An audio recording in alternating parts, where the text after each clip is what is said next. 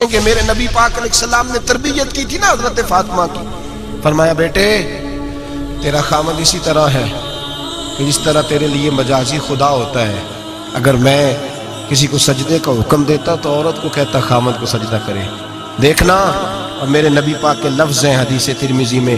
فرمایا جو be be اس حال میں مر گئی کہ اس کا خامد اس سے راضی تھا، فرمایا اللہ اس کے لیے جنت کے سارے دروازے کھول دے گا. تربیت کی تھی نا تربیت. تو خود میرے نبی پاک شادی کے بعد حضرت فاطمہ کو لینے گئے، کہا فاطمہ چلا لینے آیا ہوں. تربیت خود کی تھی. بی بی صاحبہ کہنے لگی حضور نبی کا حکم ہے کہ باپ کا. نبی کا حکم نام ماننا کفر ہے. نبی کا حکم کہ باپ کا. حضور نے فرمایا باپ کا. کہنے لگی محبوبہ بیٹھ جائیں، جب تک علی نہیں آئیں گے میں کوئی نہیں جاؤں گی. آپ کی تربیت کا نتیجہ ہے. میں کیسے چلی جاؤں جب تک شیر خدا نہیں آتے. کچی زمین پر یوں اللہ کے رسول تامت سمیٹ کے بیٹھ گئے. دیر کے بعد حضرت علی آئے.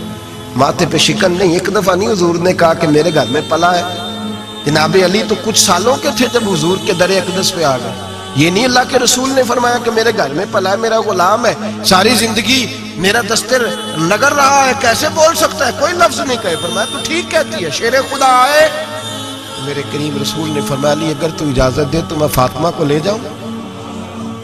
تو کہا یا رسول اللہ میں آپ کو اجازت دوں؟ تو امیر حرم، میں فقیر بے نوا، تو کجا من کجا.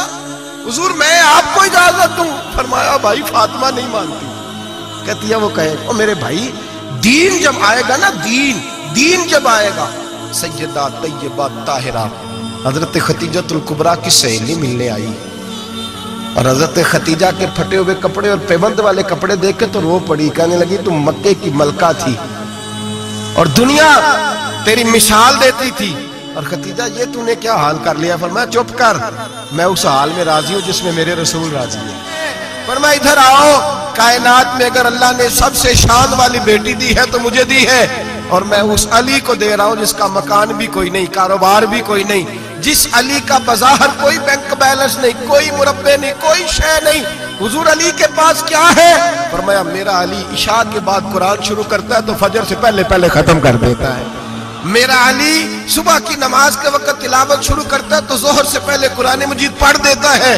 فرمایا رزق کھاتا ہے، تھوڑا کھاتا ہے پر حلال کا کھاتا ہے. فرمایا پاکیزہ روٹی کھاتا ہے، اور جب میدان میں نکلتا ہے تو برادری کے لیے نہیں نکلتا. جب تلوار لے کے نکلتا ہے تو یہ مکے کے لیے نہیں لڑتا، یہ تلوار لے کے نکلتا ہے تو قومیت کے لیے نہیں لڑتا. محبوب کس لیے لڑتا ہے؟ فرمایا یا خدا کے لیے لڑتا ہے یا محمد مصطفیٰ کے لیے لڑتا ہے. اس کی تلواریں پاکیزہ، نظریات پاکیزہ. دیکھو میں بیٹی کا نکاح کہاں کر رہا ہوں. میرے بھائی ہم جو بنیاد بنا رہے ہیں تو کہتے بات نہیں مانتی بہو. تو میں نے کہا بالکل صحیح کرتی ہے، نہیں ماننی چاہیے اسے، اس لیے کہ دولت پہ آ کے لائے ہو، بہو تھوڑا لائے ہو. کہتے ہیں جوائی لالچ بڑا کرتا ہے. تو میں نے کہا کیوں آفرے کرتے رہے تم؟ کس نے کہا تھا یہ باتیں کرنے؟ بالکل صحیح کر رہا ہے. وہ جو آپ نے جس بنیاد پہ دیوار بنائی تھی وہ آپ کو مل رہی ہے. میرے نبی کریم صلی اللہ علیہ وسلم نے فرمایا جب تو گھر بنانے لگے، بچی اور بچے کے لیے رشتہ ڈھونڈنے لگے، دین کو، اگر بچے کے دل میں خوف خدا ہوگا تو بیوی کو مارتے وقت ڈرے گا، 100 دفعہ خیال آئے گا. عورت کے اندر خوف خدا ہوگا تو سمجھے گی میرا خامند ہے.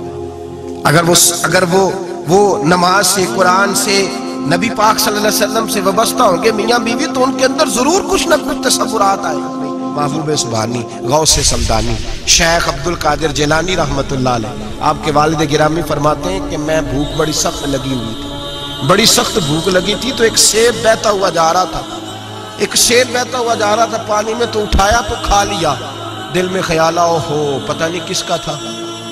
اب جدھر سے پانی آ رہا تھا ادھر چل نکلا.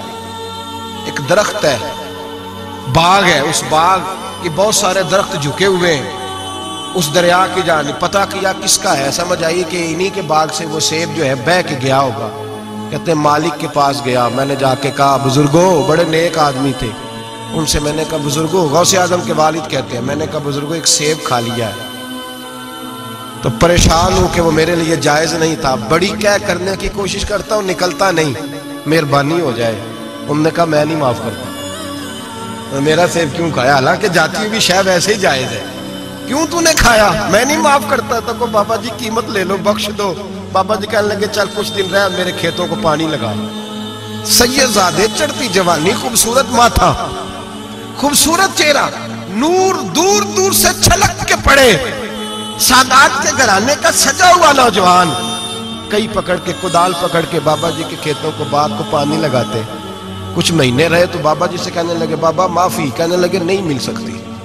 का किस तरह मिलेगी? कहने लगे एक बेटी है मेरी, आंखों से अंधी है, कानों से बहरी है, जुबान से गूंगी है, टांगे भी कोई नहीं दोनों, बस सांसें चलती हैं, तू शादी करे तो माफ कर देता हूं।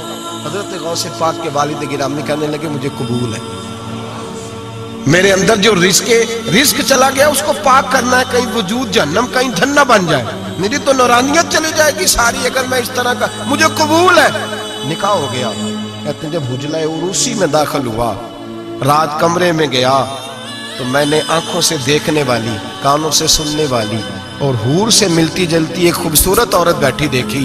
मैं पलट के बाहर निकला दौड़ के, मैंने कहा बाबा मेरे वाली नहीं, वो तो अंधी थी, वो अंधी थी, वो बहरी थी, गूंगी थी, ये कौन है? हुजूर गौसे आजम रज़ी अल्लाह तआला अन्हु के नाना जी कहने लगे बेटे अंधी इसलिए कहा था कि जब से पैदा हुई है इसने गैर महरम का चेहरा नहीं देखा। गूंगी इसलिए इसको कहा है कि इसकी जुबान पे ना गीबत आई ना चुगली आई। मैं प्यार करने वाला बाप हूं पर इसने कभी मुतालबा मेरे साथ भी कोई नहीं किया। इसकी जुबान पे या खुदा का जिक्र रहता है या मोहम्मद अरबी का दुरूद रहता है, इसके अलावा बोलती नहीं, ये लिहाजा गूंगी है। और फरमाया कोई गीबत करने लगे, चुगली करने लगे, झूठ बोलने लगे तो उठ के चली जाती है, सुनती नहीं, लिहाजा पैरी भी है। और चूंकि कभी घर से बाहर पैर ही नहीं रखा लिहाजा लंगड़ी भी है। हजरत जनाब सैयदना गौसे आजम के वालिद गिरामी फरमाते हैं मैंने ऐसी औरत के साथ निकाह कर लिया अल्लाह की रिजा के लिए, तो फिर रब ने मुझे अब्दुल कादिर जिलानी जैसा बेटा अता फरमाया। अल्लाह करे ऐसे लोग भी मिले जो कहे पहले पूछ लेना बच्चा नमाजी है कि नहीं। अल्लाह करे कि रिश्ते ढूंढते वक्त ये कोई पूछने लग जाए, अल्लाह करे कि कोई पूछने लग जाए कि बच्ची पर्दादार है कि नहीं। अल्लाह करे कोई पूछने लग जाए कि बच्चा कुरान शरीफ के साथ दिलचस्पी रखता है कि नहीं, उसे हुजूर की नातें अच्छी लगती हैं कि नहीं, वो नबी पाक के नाम का नारा लगाना जानता है कि नहीं, कभी कभी उसकी आंखों में मुस्तफा के लिए कोई आंसू आया है कि नहीं, कभी वो तड़पा है कि नहीं, कभी वो रोया है कि नहीं, कभी उसे महबूब पाक अलैहिस्सलाम की गुलामी पे नाज हुआ है कि नहीं, कभी ऐसा हुआ है कि वो सर पे पगड़ी बांध के, चेहरे पे दाढ़ी सजा के, सफेद रंग का जोड़ा पहन के शीशे के आगे खड़े होके कहता हो आज मैं बड़ा हसीन लग रहा हूं इसलिए कि मैं अपने मोहम्मद अरबी के लिबास में लिपटा हुआ हूं, अपने रसूल का मैंने अंदाज अपनाया है। अल्लाह करे ऐसे भी होने लगे।